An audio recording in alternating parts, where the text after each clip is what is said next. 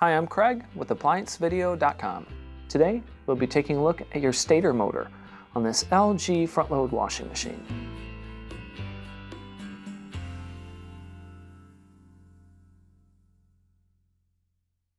Stop. Before beginning any repair, always be sure to disconnect the power to the appliance.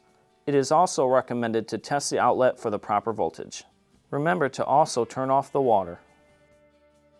The main reasons why you'd be replacing a stator motor is if the unit will not spin at all and it could be throwing a motor-related error code. Now, click on the link below to view this repair video.